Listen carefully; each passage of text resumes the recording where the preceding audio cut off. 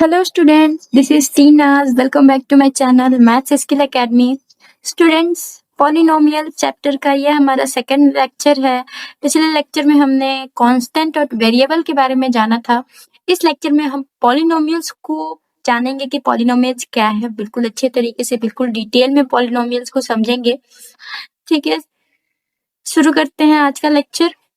आज का हमारा टारगेट क्या है? सबसे पहले हम डेफिनेशन देखेंगे पॉलिनोमियल की, उसके बाद हम जनरल फॉर्म देखेंगे, कुछ एग्जांपल्स भी देख लेंगे और उसके बाद पॉलिनोमियल को आइडेंटिफाई करेंगे। ठीक है, कि इसमें से कौन पॉलिनोमियल है और कौन नहीं है।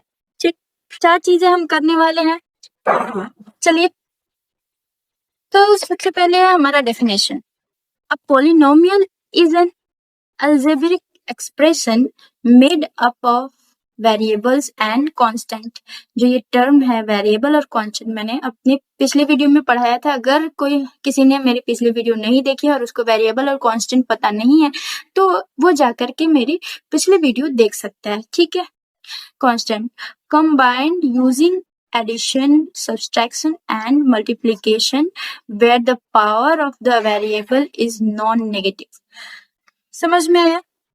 नो मैम, नहीं समझ में आया। अच्छा, ठीक है। अब polynomial is an algebraic expression. इतना तो समझ में आया कि पॉलिनोमियल क्या होता है, एक अलजेब्रिक एक्सप्रेशन होता है। ठीक है, किससे बना होता है? उसमें कहते हैं वेरिएबल्स होते हैं और कांस्टेंट होते हैं। तो वेरिएबल्स को रिप्रेजेंट हम मान लीजिए करते हैं एक्स से, और कांस्टेंट जो भी है हमारा 2, 3।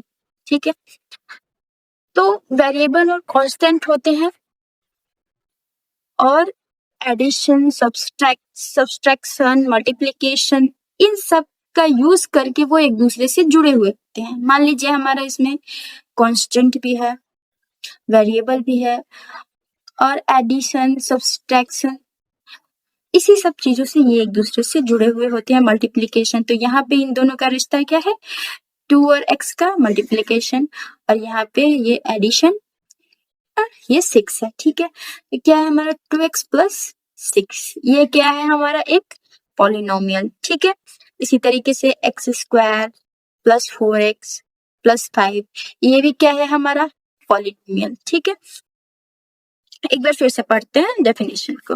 अब polynomial is an algebraic expression. जो ये हमारा 2x plus 6, x square plus 4x plus 5, ये हमारा एक अलजेब्रिक एक्सप्रेशन है। ठीक है, made up of variables and constant. Variable और कांस्टेंट से मिलकर बना है। इसमें हमें वेरिएबल्स भी मिल जाएंगे और कांस्टेंट भी मिल जाएंगे। ठीक है, ये x हमारा क्या है, वेरिएबल है, 2 और 6 क्या है, कांस्टेंट है। आगे चलते हैं। कंबाइंड मतलब एक दूसरे से जुड़े हुए होते हैं। Using addition, subtraction and multiplication. Addition भी हो सकता है, सब्सट्रैक्शन भी हो सकता है और मल्टीप्लिकेशन भी हो सकता है। इन चीजों का यूज करके वो एक दूसरे से जुड़े हुए रहते हैं। तो इसमें हम देख सकते हैं कि 2x से जुड़ा है किस चीज से, मल्टीप्लिकेशन के जरिए। ठीक है, और 6 कैसे जुड़ा है, एडिशन के जरिए। ठीक, तो यही चीज है। Where the power of the variable is non negative. जो हमारा वेरिएबल है पॉलिनोमियल में, वो आपको ध्यान देना होगा कि वो नॉन नेगेटिव होना चाहिए। वो नेगेटिव अगर हो गया, नेगेटिव अगर हुआ तो वो हमारा पॉलिनोमियल नहीं है। जैसे इसमें हम देखेंगे फर्स्ट एग्जांपल में, तो x का इसमें पावर क्या है, 1 है, जो नॉन नेगेटिव है। और दूसरे एग्जाम्पल में देखेंगे तो x की पावर क्या है, इसमें 2 है और यहाँ पे 1 है। ये भी नॉन नेगेटिव है और ये भी नॉन नेगेटिव है, तो ये हमारा पॉलिनोमियल है। अगर यहीं पे अगर ऐसा हो जाए कि 1/x प्लस 3x प्लस 6, अब कोई मुझे बताएगा कि 1/x प्लस 3x प्लस 6 जो है वो पॉलिनोमियल है या नहीं? बिल्कुल नहीं है। क्यों? क्योंकि शर्त ये है पॉलिनोमियल होने की कि जो वेरिएबल का पावर है वो नॉन नेगेटिव होना चाहिए यानी कि 0 भी हो सकता है, 1 हो सकता है, 2 हो सकता है, 3 हो सकता है, 4 हो सकता है, 5 हो सकता है, 6 हो सकता है, लेकिन -1 नहीं हो सकता, -2 नहीं हो सकता, -3 नहीं हो सकता। ठीक है, तो 1/x को हम कैसे लिख सकते हैं? 1/x को हम लिखेंगे x का पावर माइनस करना, ठीक। 3x प्लस 6, अगर हम इसमें देखें तो इसमें वेरिएबल का जो पावर है वो -1 है, इस वजह से ये एक पॉलिनोमियल नहीं है। पॉलिनोमियल होने के लिए शर्त क्या है कि जो x का पावर होना चाहिए वो नॉन नेगेटिव होना चाहिए। 0 हो सकता है, 1 हो सकता है, 2 हो सकता है, लेकिन 0 से छोटी जो संख्याएं हैं वो पावर नहीं हो सकती हैं। ठीक, हिंदी वाले स्टूडेंट्स के लिए आप देख सकते हैं वही चीज है, उसी को हिंदी में ट्रांसलेट किया गया है बहुपद। एक चीज मैं आपको बता देती हूँ, हिंदी वाले स्टूडेंट्स के लिए बहुपद, ठीक है, बहुपद ये जो हमारा टर्म है इसमें दो टर्म है, एक है हमारा बहु और दूसरा है हमारा पद। ठीक है, बहु मतलब एक से ज्यादा और पद मतलब टर्म्स। ठीक है, तो एक या एक से ज्यादा टर्म्स बहुपद क्या है? अगर इसका लिटरल मीनिंग अगर हम लेंगे तो बहुपद का मतलब होगा ऐसा व्यंजक जिसमें एक या एक से ज्यादा पद होते हैं उसको बहुपद कहते हैं। ठीक, बस ये है हमारा बहुपद अगर लिटरल मीनिंग ले तो। और अगर इसके डेफिनेशन हम देखें तो बहुपद एक बीजगणितीय व्यंजक है। बीजगणितीय व्यंजक अलजेब्रिक एक्सप्रेशन, जो यहाँ पे मैंने आपको पढ़ाया अलजेब्रिक एक्सप्रेशन, जिसमें चर यानी कि वेरिएबल्स और स्थिरांक, अचर को हम स्थिरांक भी कहते हैं, स्थिरांक मतलब स्थिर रहता है, कांस्टेंट। ठीक, तो वेरिएबल्स और कांस्टेंट होते हैं, इसमें कौन क्या क्या होते हैं, वेरिएबल्स भी होते हैं और कांस्टेंट भी होते हैं। और चर की घात 0 या धनात्मक पूर्णांक होती है। चर की घात 0 या धनात्मक पूर्णांक का मतलब कि चर की घात जो है वो नॉन नेगेटिव है, मतलब नेगेटिव संख्याएं चर की घात में नहीं होंगी, अगर है तो पॉलिनोमियल नहीं होगा। ठीक है, इन पदों को जोड़, घटाव और गुणा के द्वारा जोड़ा जाता है। वही चीज है, सेम चीज जो पीछे मैंने पढ़ा है कि इन जो ये जो पद है, जो टर्म्स है, इन सबको जोड़, घटाव, गुणा के द्वारा एक दूसरे से जोड़ा जाता है। इनमें वेरिएबल्स और कांस्टेंट होते हैं। बहुपद एक अलजेब्रिक एक्सप्रेशन है। ठीक, डिनोट कैसे करते हैं इसको? px से।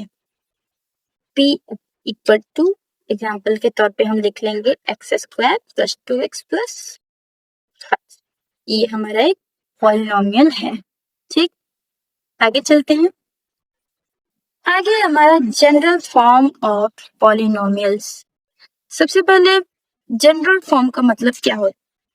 जनरल फॉर्म का मतलब होता है किसी मैथमेटिकल एक्सप्रेशन को एक स्टैंडर्ड या फिक्स्ड पैटर्न में लिखना जो सबके लिए सही हो।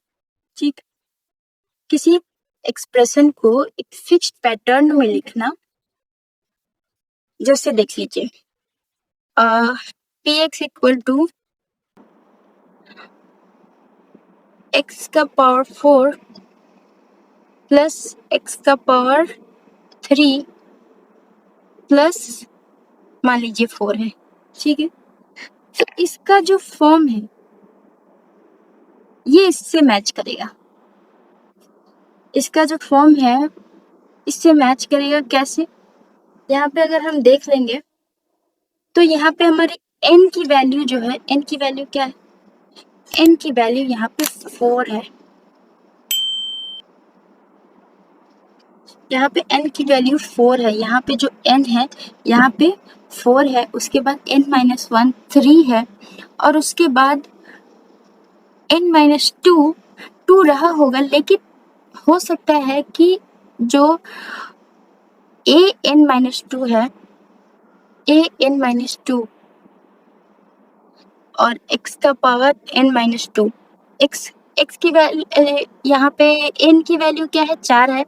अगर हम a4 माइनस 2 और x का पावर 4 माइनस 2 तो a2 और x का पावर 2, तो यहाँ पे a2 x का पावर 2 होना चाहिए। तो हो सकता है कि a2 की वैल्यू 0 हो गई हो, a2 की वैल्यू क्या हो 0 हो गई है, इस वजह से ये हमारा टर्म इसमें एग्जिस्ट नहीं कर रहा है।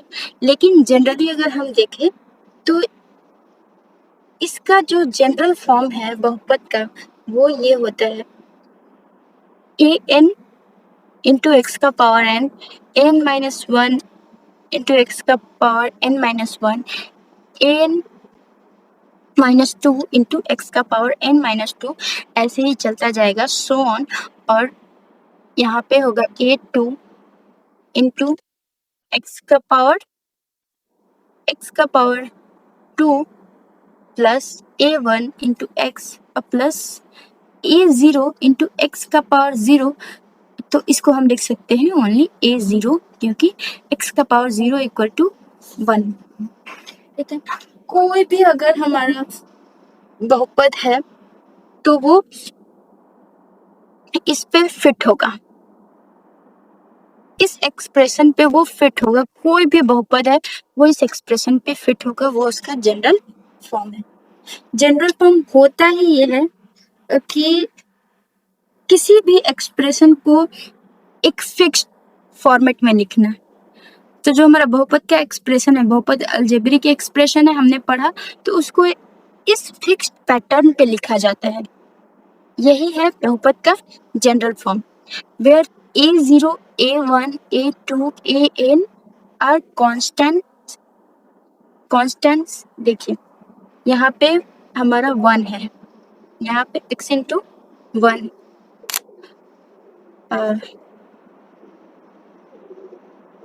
यहाँ पे क्या है x के पहले क्या है, मल्टीप्लिकेशन में 1 है, तो ये 1 क्या है हमारा कांस्टेंट है। तो वही यहाँ पे 1 किसका रोल निभा रहा है, an का। तो an की वैल्यू क्या है 1 है, तो an क्या है एक कांस्टेंट है। ठीक है, तो वही चीज है कि a0, a1, a2 जितने भी हमारे ये मल्टीप्लिकेशन में होते हैं ये हमारे कांस्टेंट्स होते हैं।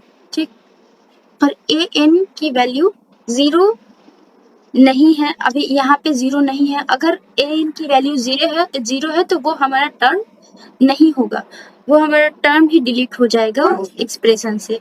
जैसे मान लीजिए कि an x का पावर n है। ठीक है, अगर an की वैल्यू 0 हो गई तो x का पावर n, तो यहाँ पे वो टर्म डिलीट हो जाएगा। ठीक है, एग्जाम्पल के जरिए समझते हैं। एग्जाम्पल के जरिए अगर समझे तो मान लीजिए कि 2x का पावर 3 है, उसके बाद 0 इंटू ये हमारा a1 है, तो ये हमारा a2 है, ये a1 है, ये a2 है, तो a2 की वैल्यू मान लीजिए कि 0 है। ठीक है, तो x square plus 3x plus 4x का पावर 0, यहाँ पे 1 है, 3 है, 2 है, 1 है, 0 है। ये जो एक्सप्रेशन है इसी के फॉर्म में ये है, 3 है, 2 है, 1 है, 0 है। जैसे यहाँ पे पावर घटते जा रहा है n माइनस 1, n माइनस 2, उसी तरीके से यहाँ 3, 2, 1, 0 ऐसे है। ठीक है, वहाँ पे n की वैल्यू, इस एक्सप्रेशन में n की वैल्यू क्या है 3 है। तो इस एक्सप्रेशन को अब हम क्या लिख सकते हैं, 2x का पावर 3 प्लस 3x प्लस 4। समझ में आया? इस चीज को हमने ऐसे लिखा है। तो अगर पहले से ऐसे लिखा होगा तो आप कहेंगे कि ये तो इस फॉर्म में नहीं लग रहा है, इस फॉर्म में ही है, लेकिन इसका जो बीच में ये टर्म है ये डिलीट हो गया है, क्योंकि जो an-1 की जो वैल्यू है यहाँ पे दूसरा टर्म है, तो an-1 होगा ऑब्वियसली। ये जो है इसकी वैल्यू है ये हमारी 0 हो गई है, इसलिए वो टर्म डिलीट हो गया है। समझ में आया? समझ में आया आप लोगों को? ठीक है, आगे चलते हैं। Identify the polynomials. अब इसमें आपको पहचानना है कि इसमें पॉलिनोमियल कौन है और कौन पॉलिनोमियल नहीं है। तो पहले वाले को देख लेते हैं।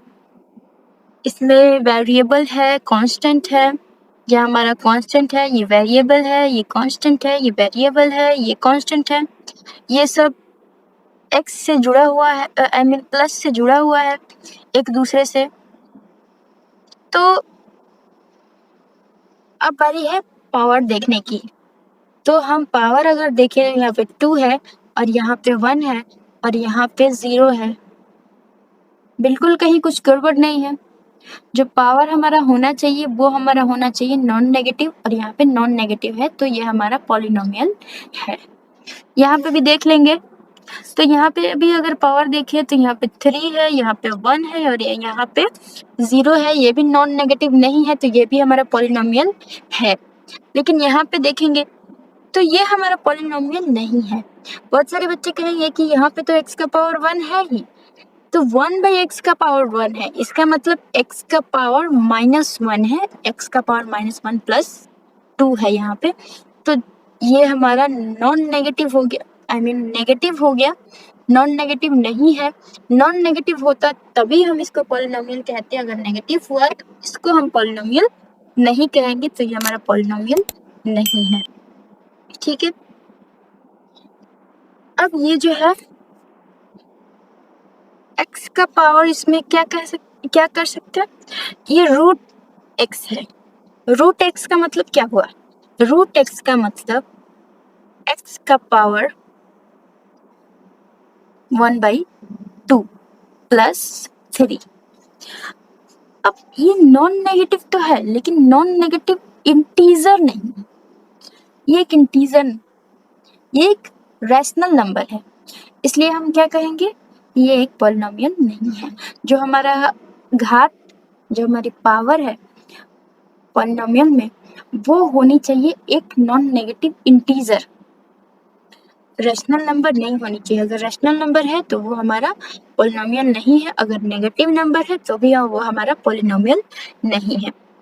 उम्मीद करती हूँ आप सबको अच्छे से पॉलिनोमियल समझ में आया होगा। मिलते हैं अगले लेक्चर में। Thank you, thanks for watching.